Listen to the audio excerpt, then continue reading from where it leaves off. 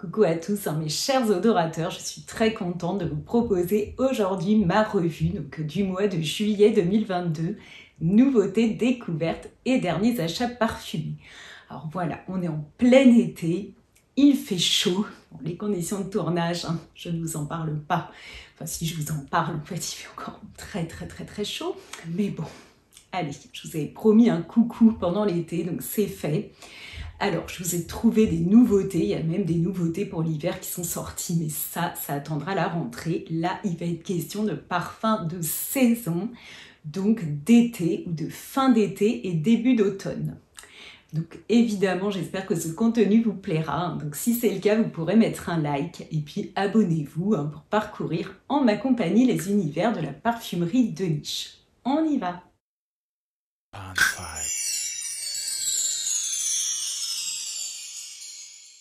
Alors, il y a un petit dernier chez l'Artisan Parfumeur. Alors oui, cette maison nous propose énormément de nouvelles créations. Alors moi, je trouve qu'elles sont toutes plus intrigantes les unes que les autres. Là, j'ai hâte d'aller sentir ce parfum. Donc, il s'agit d'Abyssae. Il a rejoint la collection de la Botanique. Vraiment une gamme superbe, illustrée alors divinement par l'artiste Cathy Scott. Et le nez qui signe les créations est Daphné Buget. Alors là, évidemment, on nous emmène dans les profondeurs marines, mais il n'y a pas de notes salées, il n'y a pas d'embrun, non. On est dans un eucalyptus. C'est un parfum quand même très original, avec ses notes vertes, là, un petit peu caractéristiques de l'eucalyptus, qu'on sent vraiment très bien. Donc, il y a ce côté acidulé qui s'associe avec une figue, un petit côté fruité.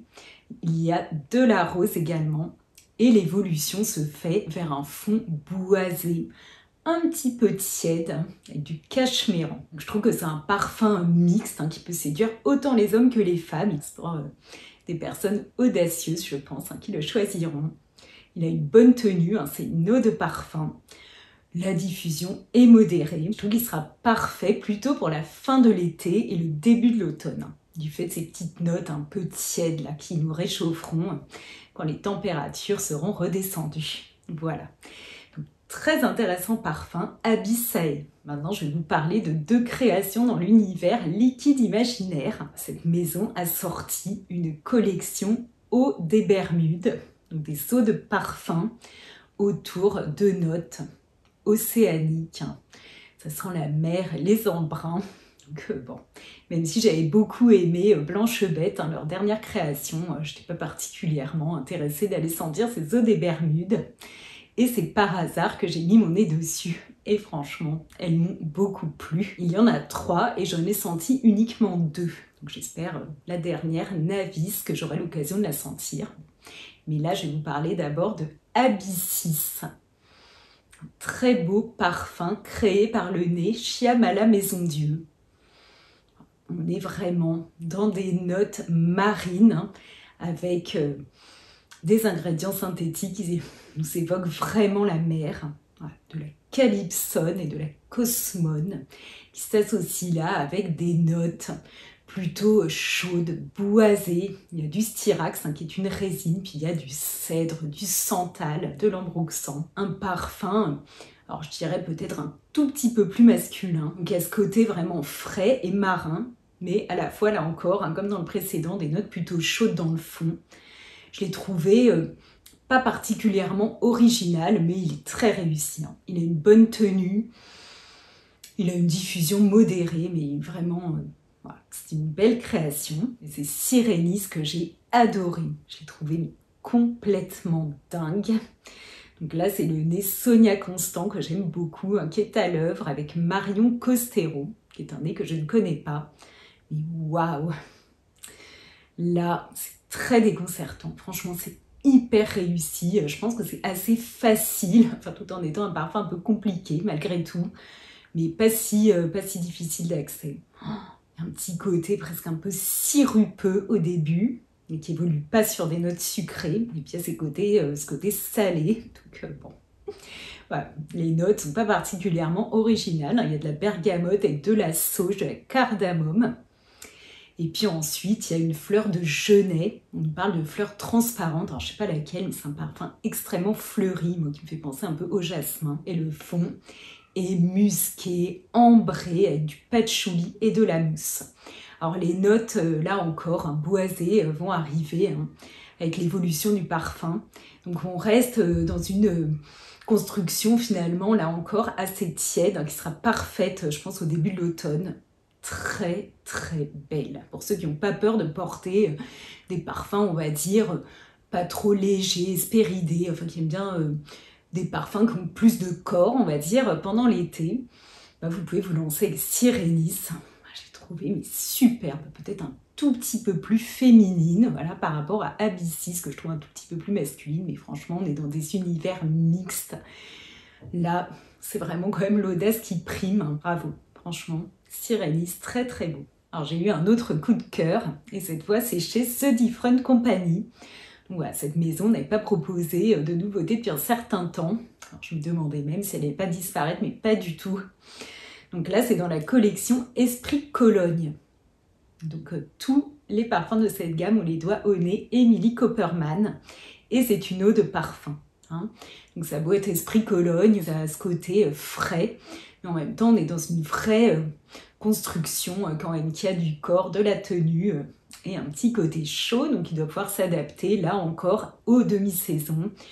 On nous parle même de pouvoir la porter l'hiver, je ne sais pas. En tout cas, c'est Dance of the Down et il s'agit d'une réalisation autour du patchouli que j'ai trouvé magnifique, très moderne, très belle, évocatrice des années 70 quand même, mais très estivale. Il y a un accord de bois flotté, il y a des petites notes un peu acidulées de mandarine avec du poivre, il y a aussi de l'iris et un fond vanillé qui nous emmène, je trouve, au bord de la plage, dans un coin finalement assez exotique. J'ai énormément aimé cette création, je la trouve hyper réussie. On sent vraiment ce patchouli avec ce petit côté un peu sec, un tout petit peu terreux mais à peine, il est adouci par cette vanille, ce bois. Je pense que c'est une création totalement mixte, qui a une très bonne tenue et une diffusion correcte. Pas dingue, mais pas mal quand même. Je pense que vraiment, là, c'est... ça faisait longtemps qu'on n'avait pas entendu parler de The Different Company, mais là, c'est une sortie qui se fait remarquer. Je la trouve vraiment très jolie. J'ai enfin réussi à mettre mon nez sur une des dernières nouveautés, la dernière que je n'avais pas encore sentie, chez Monsieur Pierre Guillaume. Il s'agit de Dialogue with Venus. Je vous en avais parlé. Elle est parue donc dans la collection blanche, celle autour du bien-être, celle qui est très cocooning, cocon. Il s'agit d'une vanille florale avec un ylang-ylang.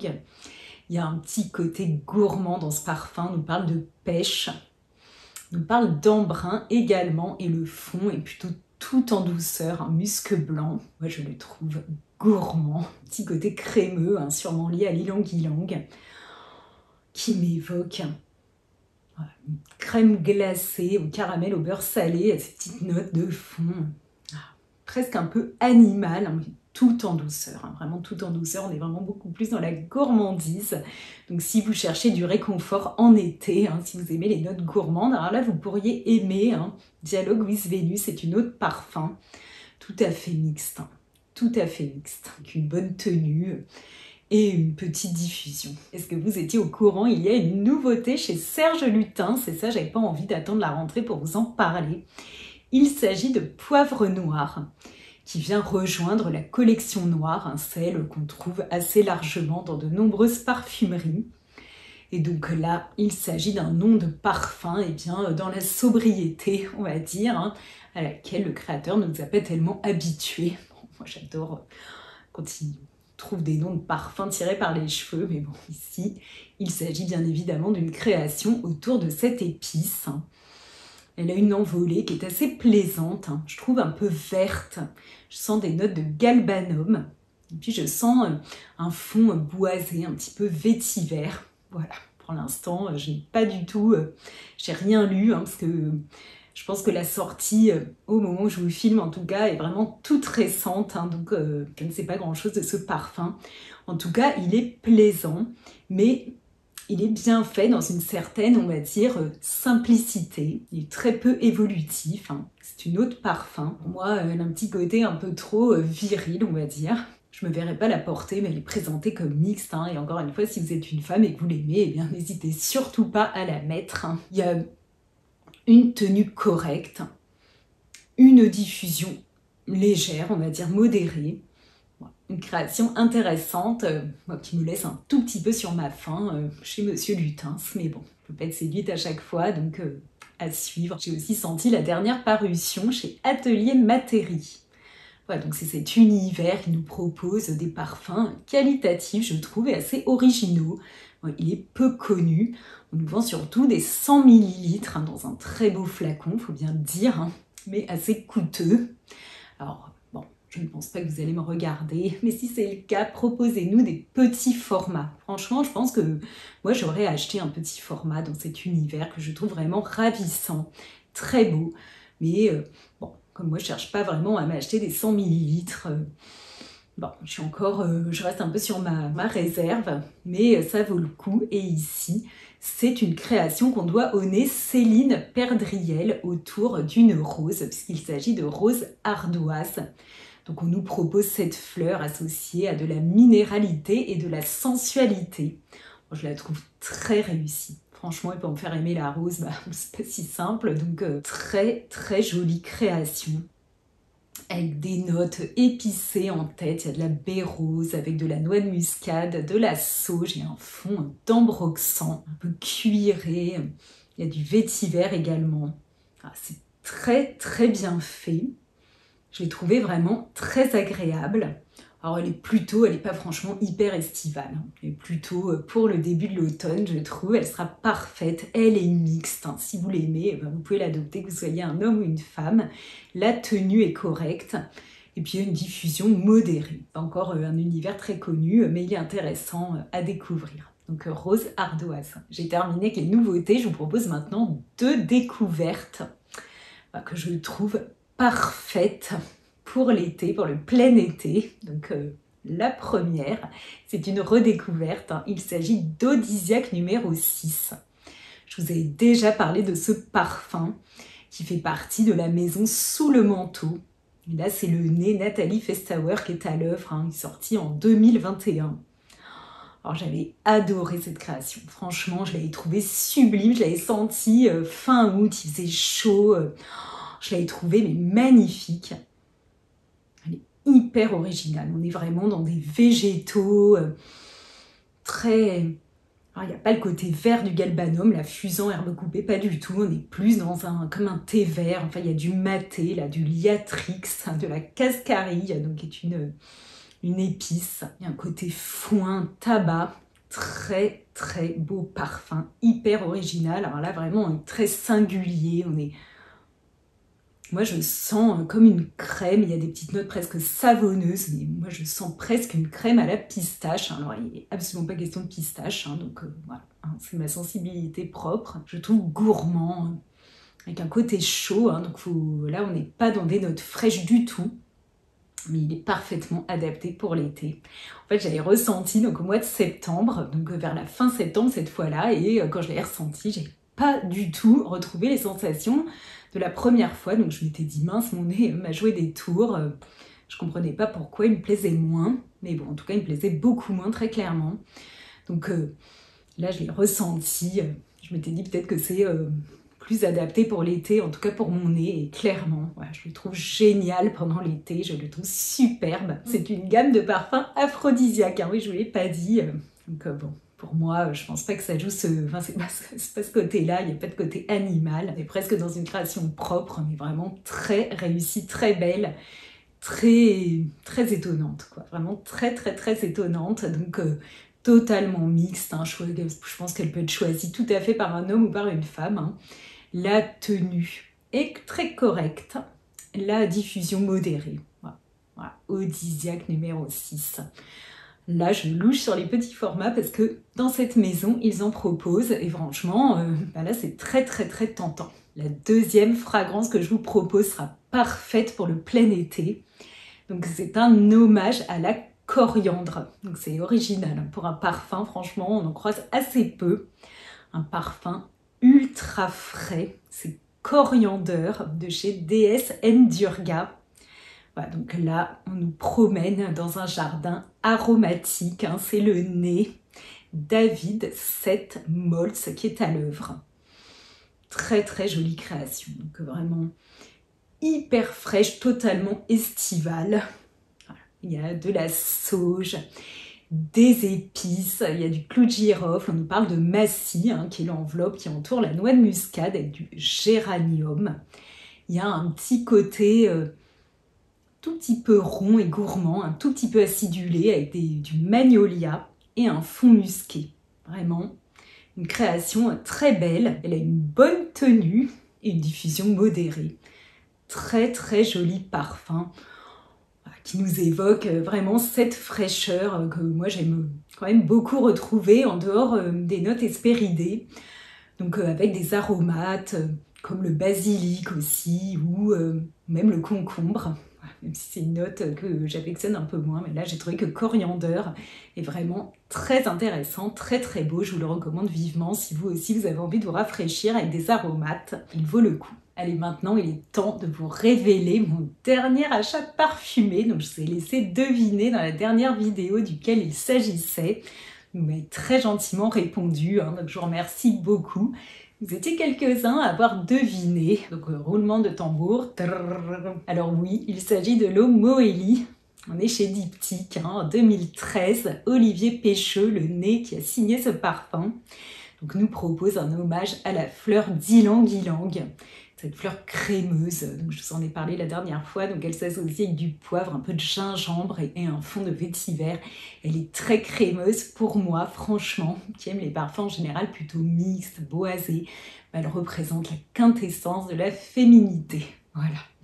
Mais bon, c'est mon avis, hein, parce que je sais qu'il y a des hommes qui l'aiment, hein, donc encore une fois, tout est affaire de ressenti, hein, donc c'est pas particulièrement un parfum féminin, mais il a peut-être plus de chances de vous plaire à vous, mesdames, hein. Mais messieurs, n'hésitez pas à aller le sentir. Franchement, c'est une eau de toilette, tout en douceur. Encore une fois, exotique, mais en simplicité. Je la trouve très agréable. J'ai succombé à sa fraîcheur. J'ai très envie de porter ça cet été. Donc, je me suis fait plaisir. Je me la suis offerte. Bravo à tous ceux qui avaient deviné, hein. Il y en avait quelques-uns, dont évidemment mon odorateur le plus fidèle et amoureux de Diptyque, donc Dominique. Voilà, bravo. Et puis à ceux qui avaient trouvé aussi, hein, je crois qu'il y a Angelica et Isabelle, donc bravo à vous, si j'en oublie, ne vous vexez surtout pas. Et merci à Anne-Cad, hein, tu m'as laissé un message la dernière fois, tu m'as bien fait plaisir. Donc c'est grâce à toi que j'ai découvert ce parfum. Voilà la magie de YouTube, hein, du partage parfumé par tous les odorateurs là. Franchement, je me régalais avec l'eau Moëli. Cette revue est maintenant terminée, hein, donc j'espère bien sûr qu'elle vous a plu. Donc il est encore temps de mettre un like, hein, si vous ne l'aviez pas fait. Racontez-moi tout, qu'est-ce que vous portez là maintenant qu'il fait bien chaud? Dites-moi ça, et puis quelles sont les nouveautés que vous auriez envie de sentir ou même que vous êtes allé dénicher, parce que je sais qu'ici parmi vous, il y a évidemment des accros au sniff, hein, comme moi, qui même l'été ont du mal à sevrer des tests parfumés, qui partent en vacances avec les valises pleines d'échantillons. Je pense que je suis loin d'être la seule ici. Donc racontez-moi quelle perle vous êtes allé dénicher. Et puis abonnez-vous, hein, si ce n'est pas encore fait, pour parcourir avec moi les univers de la parfumerie de niche. Je pense que vous êtes quelques-uns à me regarder sans être abonnés. Moi, je l'ai fait longtemps sur plein d'autres chaînes, donc bon, je ne vous jette pas la pierre, mais sachez que ça me soutient. Ça me donne de la visibilité sur YouTube, ça permet que ma chaîne grossisse. Et puis, ça me permet de continuer à être motivée et d'avoir envie de partager avec vous. Mais rassurez-vous, c'est encore le cas. Donc, je vous souhaite encore un très bel été, puisqu'on est en plein dedans, de très belles vacances. Prenez soin de vous, et puis à bientôt pour une prochaine vidéo. Gros bisous!